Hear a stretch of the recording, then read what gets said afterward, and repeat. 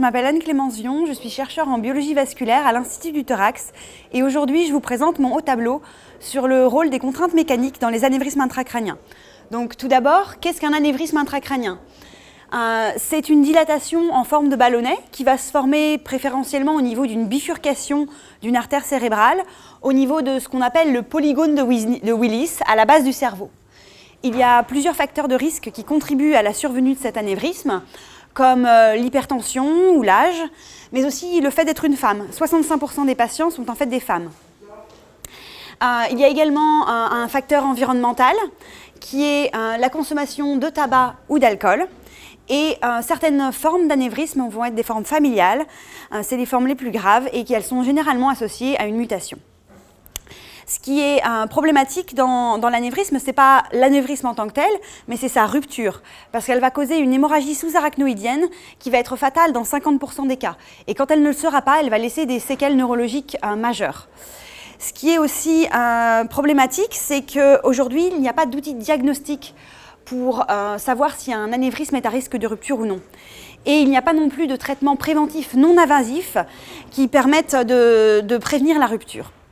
Donc un autre élément clé dans la formation d'un anévrisme intracrânien, dont je ne vous ai pas encore parlé et qui est à la base de mon projet, c'est la modification des contraintes hémodynamiques. Donc en fait, dans une artère cérébrale ou dans n'importe quel vaisseau de votre corps, il va y avoir deux contraintes mécaniques, la pression qui va générer un étirement des cellules musculaires lisses, ou les contraintes de cisaillement générées par le flux qui vont être, elles, ressenties par les cellules endothéliales.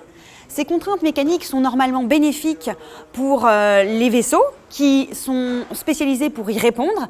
Et par exemple, les cellules musculaires lisses vont s'aligner de manière perpendiculaire au sens de l'étirement en conditions physiologiques.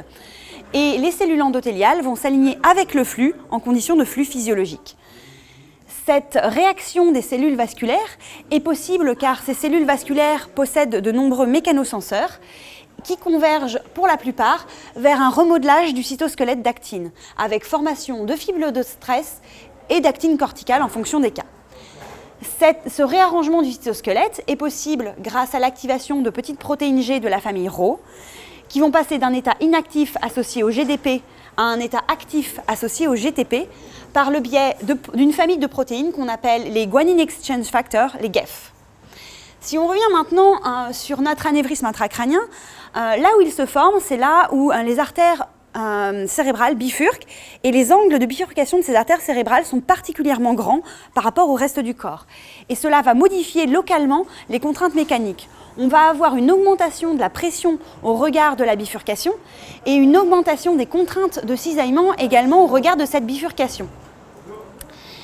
Ce qui est admis aujourd'hui dans la communauté scientifique, c'est que ces modifications hémodynamiques, cette augmentation des forces mécaniques locales, va être à l'origine d'une mauvaise adaptation ou d'une mauvaise réponse des cellules vasculaires qui vont alors contribuer à la formation de l'anévrisme intracrânien.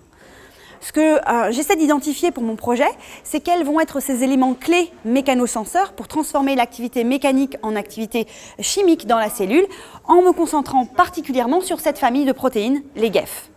Pour cela, je travaille principalement in vitro avec deux appareils. Un appareil de stretching qui va permettre d'étirer les cellules musculaires lisses soit à des niveaux physiologiques, soit à des niveaux pathologiques, et un système de flux qui va permettre d'exposer les cellules endothéliales aux contraintes de cisaillement, soit physiologiques, soit pathologiques. Une fois les cellules exposées à ces contraintes mécaniques, on va pouvoir aller regarder le niveau d'expression et aussi l'activité de ces GEF et identifier les GEF mécanosensibles. Aujourd'hui, notre projet, il en est là. On a déjà identifié 3 GEF mécanosensibles. Et maintenant, ce qu'on essaie de comprendre, c'est quelle est leur fonction, quel est leur rôle dans la paroi vasculaire. Pour cela, on se concentre sur les fonctions qui sont régulées par les contraintes mécaniques, à savoir le recrutement inflammatoire, mais également le contrôle de la perméabilité vasculaire, ainsi que le contrôle de la prolifération ou de l'apoptose de ces cellules vasculaires, mais également la capacité de vasodilatation ou de vasoconstriction du vaisseau.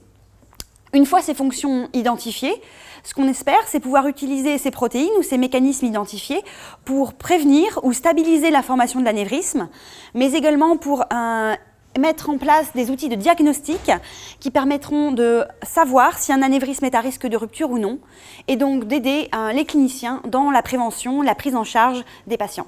Merci.